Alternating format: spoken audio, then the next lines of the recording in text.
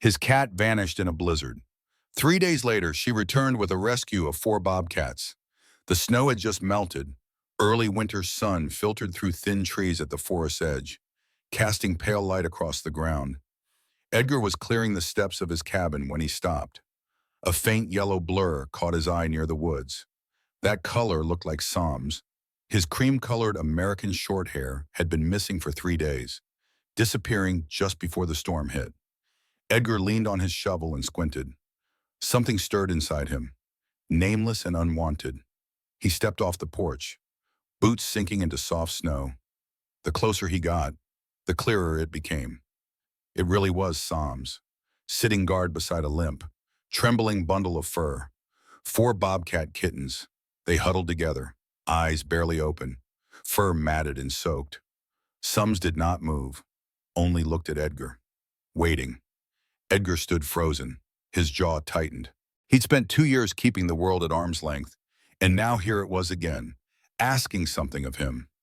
He shook his head, more at himself than at the scene before him. "What the hell did you drag back here? Wild things, damn it!" He called Sams to come back.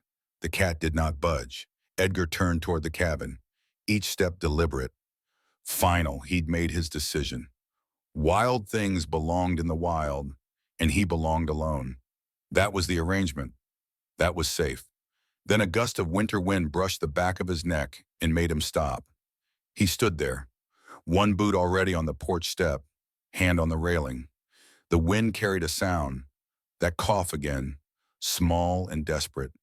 He closed his eyes, felt the cold air fill his lungs, felt something else too, something he'd buried deep.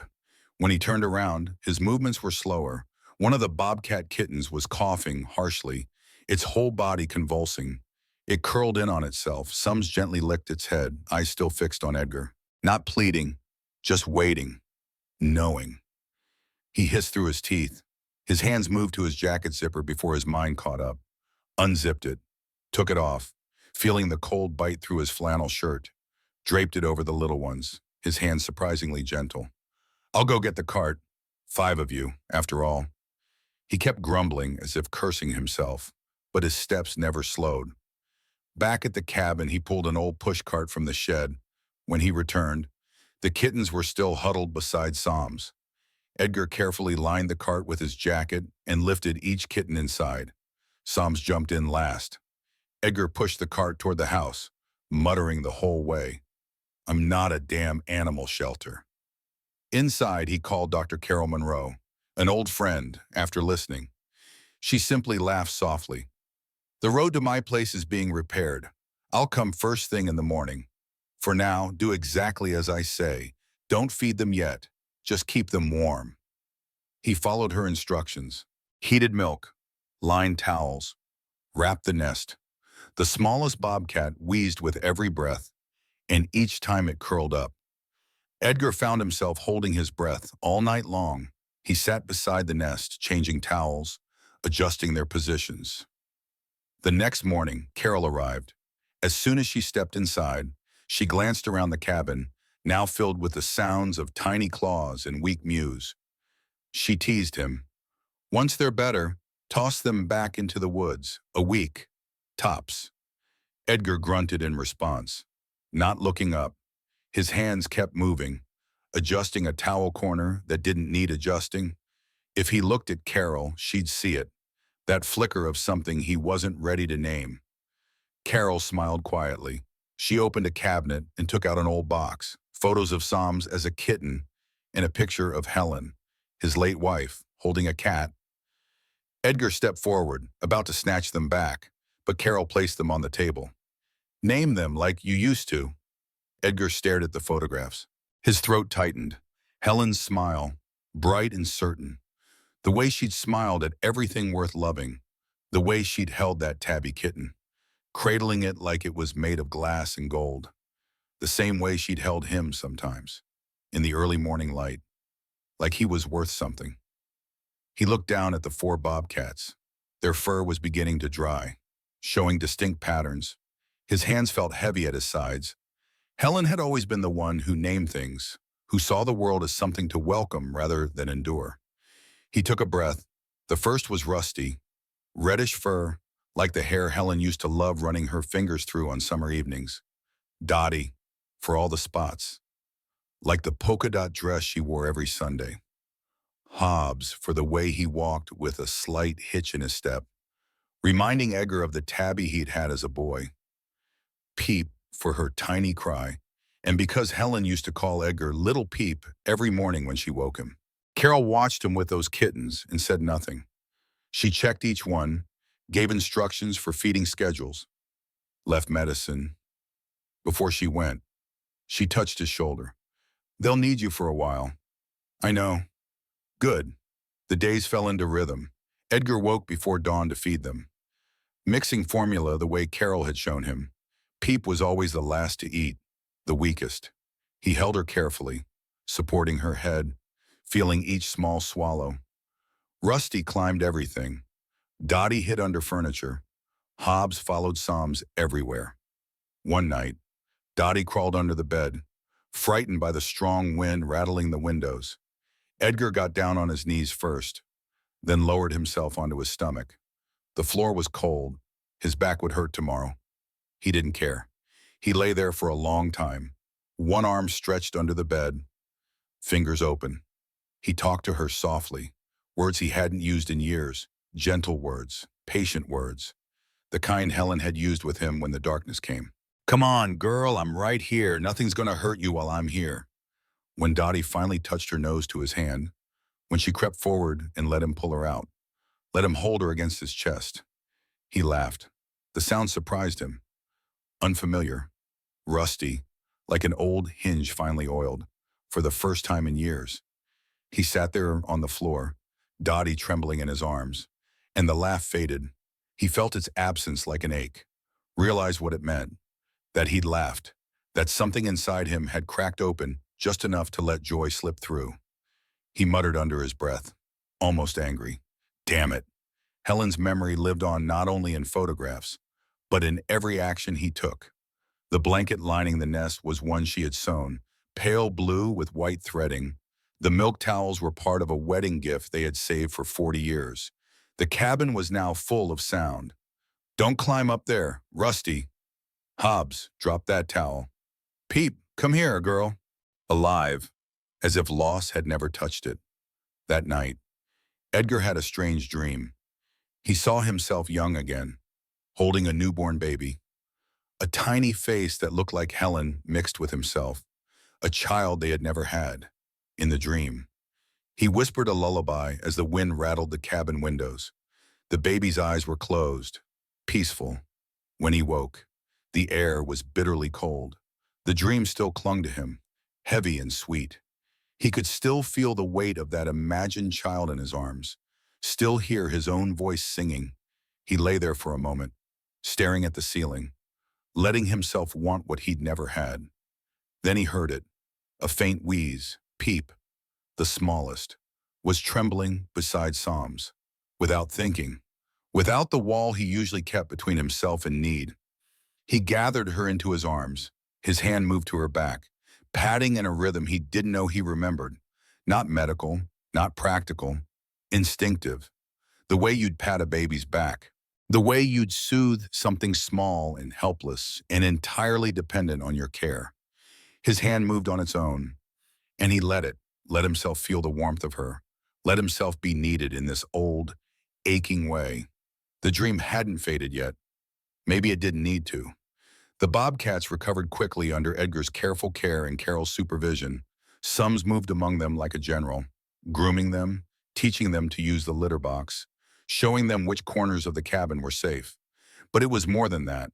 Rusty would watch Edgar's face while being fed, studying his expressions, learning to read his moods. When Edgar was quiet too long, Rusty would bat at his hand, not hard, just enough. A reminder that he was still there. Dottie learned to trust through hiding. She'd tuck herself into corners, under chairs, behind the woodpile, and wait for Edgar to find her, to coax her out with soft words. Each time, she'd emerge a little faster. Each time, the fear in her eyes dimmed a little more. She began to understand that being found wasn't dangerous, that his hands meant safety. Hobbs was Psalms' shadow, wherever she went. He followed 3 steps behind, mimicking her posture, her careful movements, the tilt of her head when she listened. But when Edgar sat down, Hobbs would break away from Psalms and come to him, pressing his small body against Edgar's leg, choosing him every single time. Peep stayed the smallest, but she was quick and clever, always watching, always listening. She'd curl up in Edgar's lap while he read, purring in a way that shouldn't have been possible for a bobcat.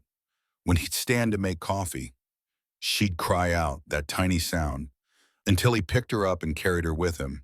She didn't want adventure. She wanted him. One time, Edgar stepped out to gather firewood. The morning was crisp, the air clean. He took his time, selecting each piece, stacking it carefully in the crook of his arm. When he returned, he found Rusty sitting on the porch, staring intently toward the forest. Edgar stopped at the bottom of the steps. Something shifted in his chest, a recognition. For the first time since Helen's death, someone had been watching for him, not just occupying the same space, not merely existing there, but actively anticipating his return, caring that he came back. Someone needed him. His hands loosened on the firewood. One piece fell and he didn't pick it up. He just stood there, looking at Rusty, at the way the young bobcat's ears swiveled toward the sound of his footsteps, the way his whole body oriented toward Edgar's presence. Necessary. He was necessary again. He set the firewood down carefully, quietly, and sat beside Rusty on the cold porch boards. The bobcat glanced at him, then back toward the trees. They sat together in silence until the sun began to set, and Edgar felt something in him settle, root down, take hold. Carol returned after 3 weeks, seeing the warm scene, the bobcats playing near the fireplace, Sums grooming Peep on the couch. She quietly left an extra bag of cat food by the door. She asked softly, "If someone comes asking, what will you do?"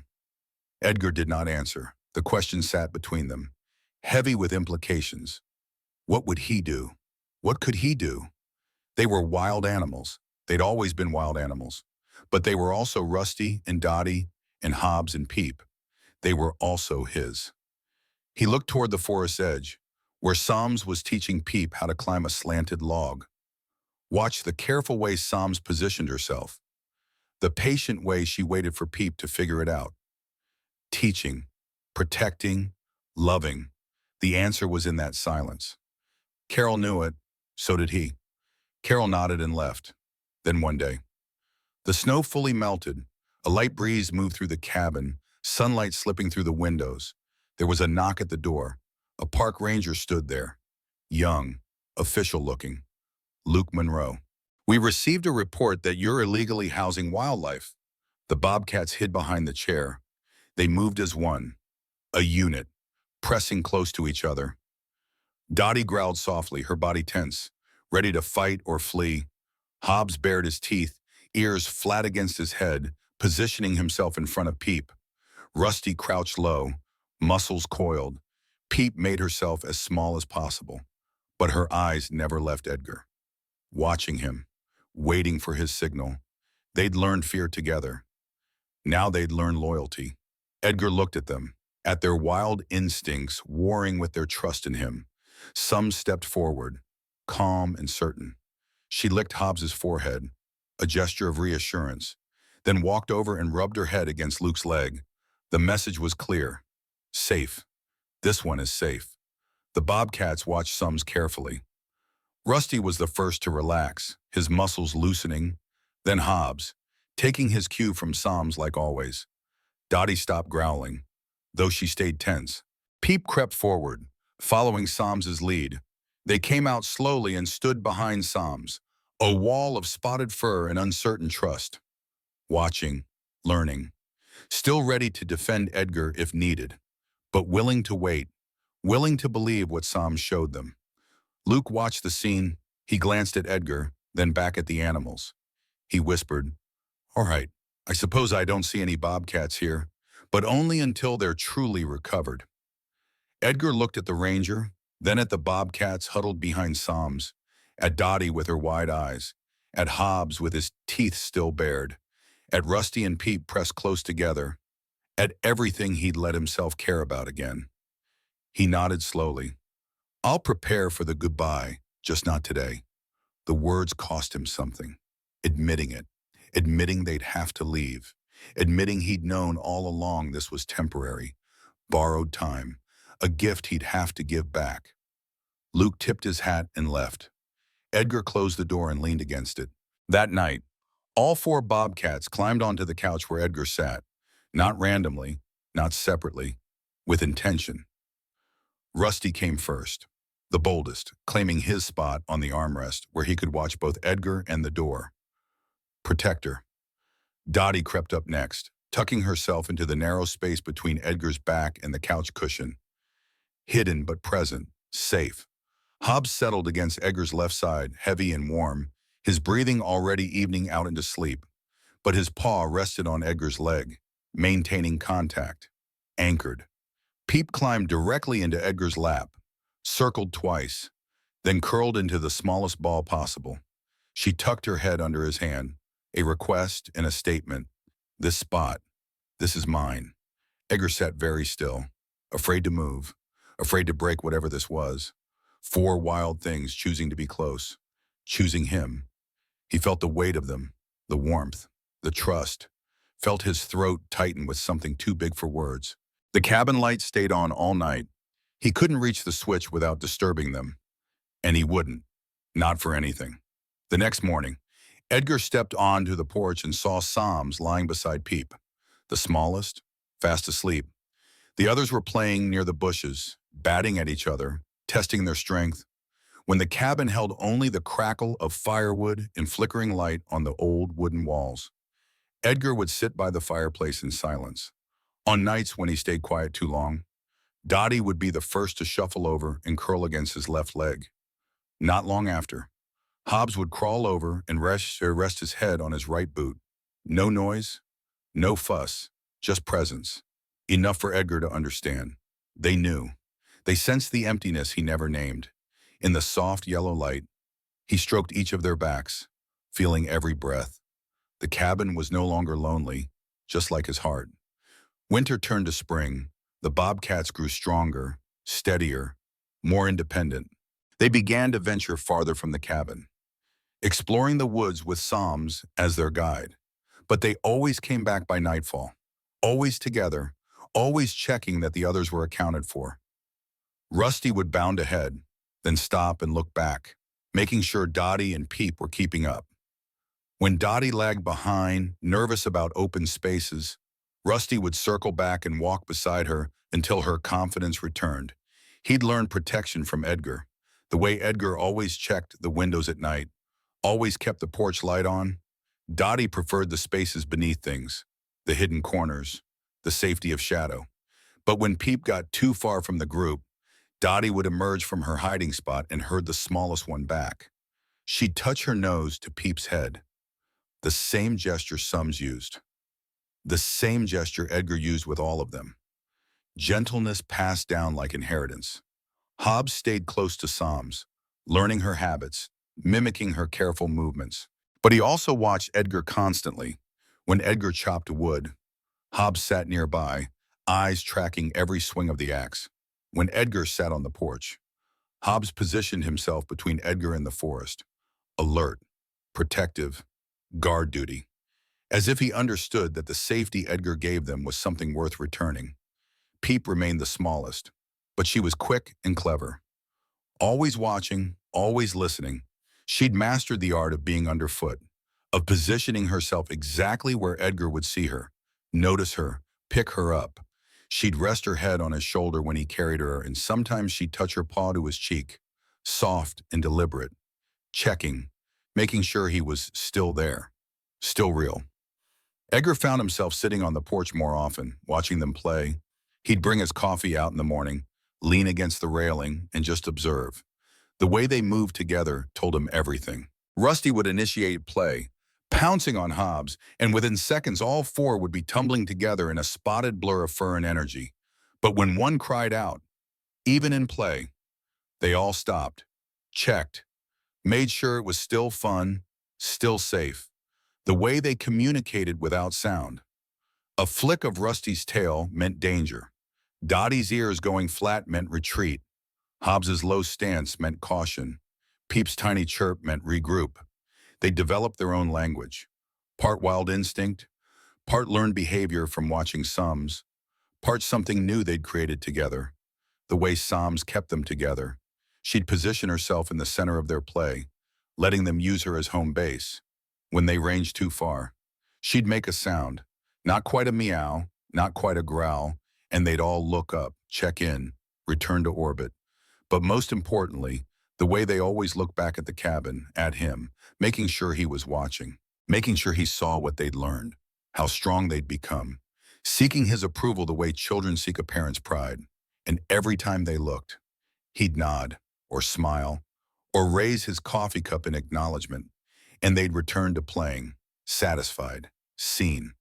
Carol visited again in early spring. She examined each bobcat, checking teeth, eyes, joints. When she finished, she stood and looked at Edgar. "They're ready." "I know, but you're not." Edgar didn't answer, couldn't answer. The words were there, tangled up with everything else, fear and need and love and loss all wound together so tight he couldn't pull them apart. He picked up Peep instead, who had wandered over to his feet. She was still so small compared to the others. Still looked at him like he hung the moon. Still needed him in ways they didn't. In ways that made him feel like maybe he'd gotten fatherhood after all. Just not the way he'd imagined. She was still so small compared to the others. Still needed him in ways they didn't. Carol watched him hold her. "Edgar, they're wild animals. They need to be wild." "I know that too." "Do you?" He set Peep down gently. She immediately climbed back up his leg, digging her claws into his jeans. He winced but didn't push her away. "Helen and I, we tried for years. Never happened. I made my peace with it. Thought I had. Anyway." Carol said nothing. "When she died, I made my peace with that too. Or I thought I did. But peace is just another word for empty, turns out." And now, Edgar looked at the bobcats, all four of them tumbling over each other near the porch steps, Sums watching from a safe distance. "Now I don't know what peace means anymore." Carol smiled softly. "Good, that's good." She left him with more food, more medicine, and a date, 6 months. That's when Luke would return. Official this time. That's when they'd have to decide. The days passed like water. Edgar tried not to count them, but he knew. Every morning was one day closer. Every evening was one less night. He began taking them deeper into the woods, teaching them things Sums couldn't. How to recognize trails, how to read the wind, how to find water, how to avoid humans. Rusty learned fastest. Dottie was cautious but thorough. Hobbs copied everything Edgar did. Peep stayed close, always within sight. One afternoon, Edgar sat on a fallen log and watched them explore. They were so much bigger now, so much stronger. Rusty's coat had darkened. Dottie's spots had become more defined. Hobbs moved with confidence. Even Peep had grown, though she was still the smallest. They didn't need him anymore. Not really, but he needed them. That realization hit him hard. Sitting on that log in the quiet forest, he needed them, needed their sounds in the cabin, needed their presence on cold nights, needed the way they looked at him. Like he mattered, like he was necessary. Helen had made him feel that way once. Necessary, important, needed. He stood up, called them back. They came, all four, with Sams leading. They walked home together as the sun began to set. Luke returned after 6 months. The bobcats had grown strong, steady, truly independent now. This time, he did not come to inspect, but to help Edgar open the forest gate behind the cabin, land officially designated as a wildlife refuge. Edgar stood before the wooden gate. His hands trembled slightly as he reached for the latch. This was it, the moment he'd been preparing for and dreading in equal measure. 6 months of feeding and teaching and loving, all leading to this, letting go. His fingers fumbled with the latch. Luke stepped forward to help, but Edgar waved him off. He needed to do this himself, needed to be the one to open the door, to choose their freedom, even though it meant his loneliness. The latch clicked open, the gate swung wide. He looked at the four bobcats, at Psalms poised patiently to lead them. His voice was rough when he spoke. His voice was rough when he spoke. It's time. Kids. Psalms led the way, moving slowly, deliberately. She'd stop every few steps, looking back, making sure they were following. She'd done this before. Edgar realized, taught them to follow, prepared them for this moment. The four bobcats followed, hesitant at first. They moved as a unit, staying close to each other. To Psalms, Rusty kept turning his head back toward Edgar, his steps slowing. Each time he looked, his eyes asked a question.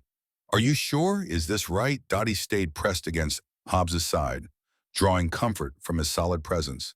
She'd ventured into the world beyond the cabin, but always knowing she could return. This felt different. Final. She made a sound, small and uncertain. Hobbs paused at the gate, his whole body going still. He looked at Psalms, then at Edgar, then back at Psalms, torn between the two beings who taught him what safety meant. Psalms touched her nose to his, gentle, encouraging. Go. You're ready. Hobbs took one more step, then another, but his ears stayed pinned back, reluctant. Peep was the last to go, stopping right at the threshold. She sat down, simply sat, looking back at Edgar with those wide eyes that had always seen too much, understood too much. Her mouth opened in that tiny cry, the one that meant I need you, the one that had always brought him running. Edgar felt his hands clench at his sides. Every instinct screamed to go to her, pick her up, bring her back inside where she belonged. He nodded at her instead, the gesture costing him every mind. Go on, girl, you're ready. Peep stood slowly, took one step, stopped, looked back again. Edgar nodded again, firmer this time, even as his vision blurred. She took another step, another, and then Rusty called to her, a sound Edgar had never heard before, a bobcat sound, a wild sound.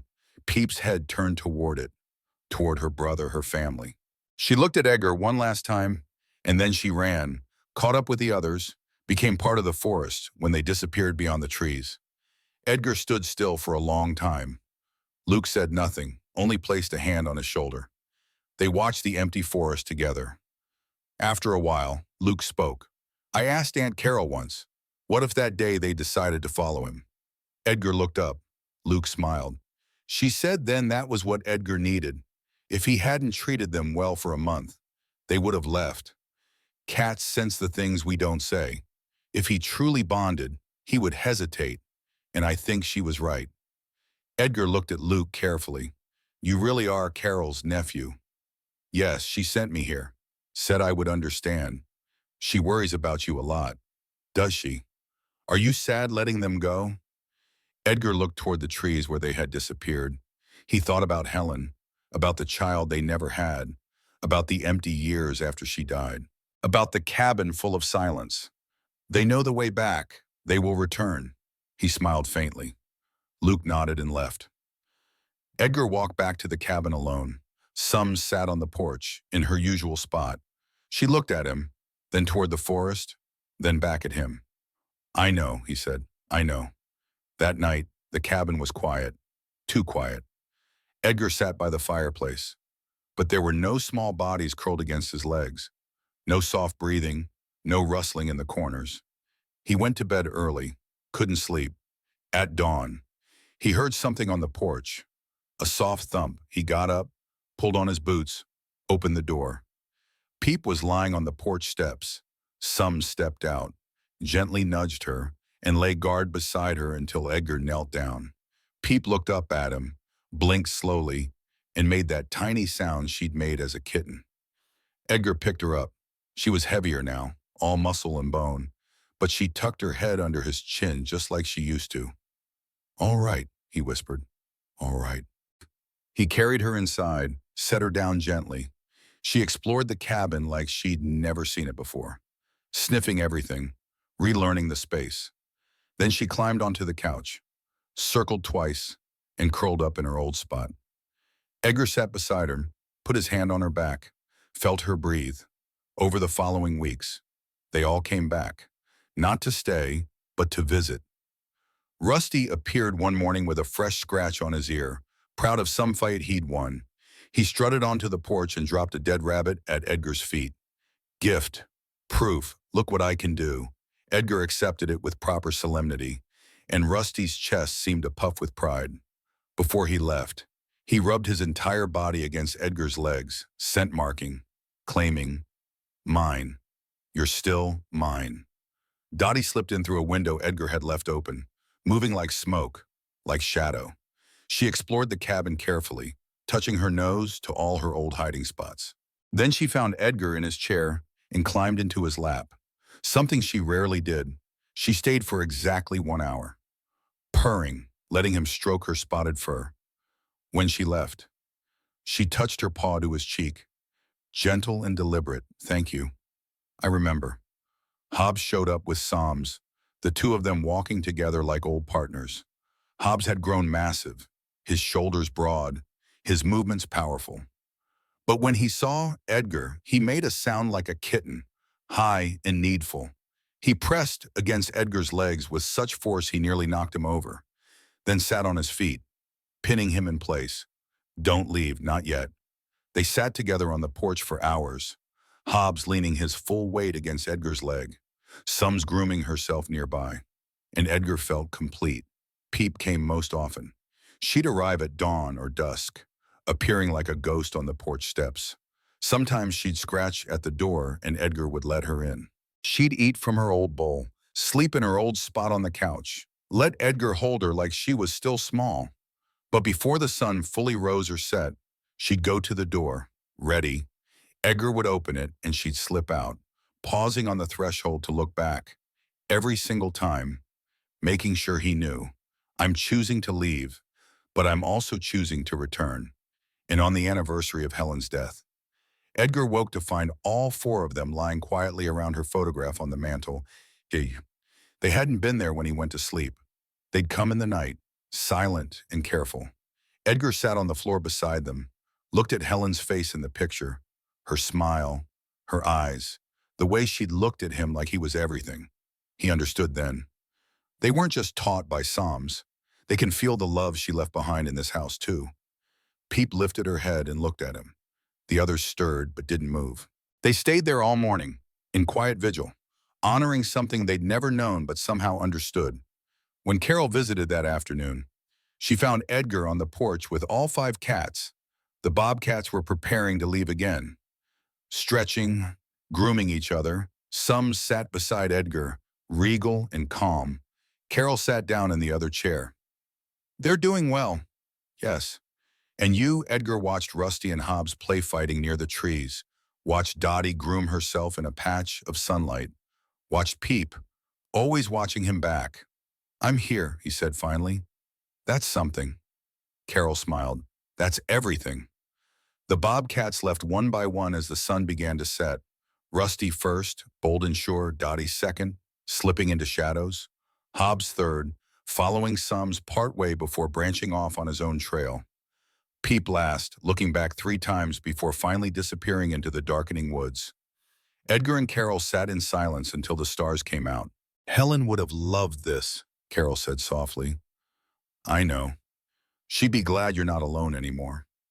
Edgar thought about that, about the cabin full of sounds again, about the small bodies that returned when they needed him, or when he needed them, about the way grief had shifted from something crushing into something bearable, something almost like purpose. "I'm not alone," he agreed. "Haven't been for a while now." Carol stood to leave. Before she got in her car, she turned back. "Luke told me what you said, about them knowing the way back." "They do." "I know, but Edgar—" "Yes, you know the way back too now, don't forget that." She drove away, leaving him standing in the porch light, Sums rubbed against his legs. He picked her up, something he rarely did, and held her close. "You started all this. You know," Sums purred, "dragging those babies home, making me care again." The purring continued, steady and sure. "Thank you," he whispered into her fur. "Thank you." Inside, he made dinner, set out food for Psalms, checked the windows, knowing Peep or one of the others might slip through in the night, left the porch light on, just in case. Before bed, he looked at Helen's photograph one more time. Her smile seemed different now. Not sad, not haunting, just present, just her. "I'm doing all right," he told her. "Better than I was." The cabin settled into nighttime quiet, but it wasn't empty quiet anymore. It was the quiet of things waiting, of possibility, of doors left unlocked and windows left open, of wild things that knew the way home, and of a man who had finally learned that home wasn't just a place you kept. Sometimes it was a place you shared. Sometimes it was a place you let go. And sometimes, if you were very lucky, it was a place that found its way back to you. Every rescue begins with a heartbeat that refuses to give up. We're grateful you chose to listen to this one. If you'd like to hear more stories like this, a simple like or subscribe means the world to us.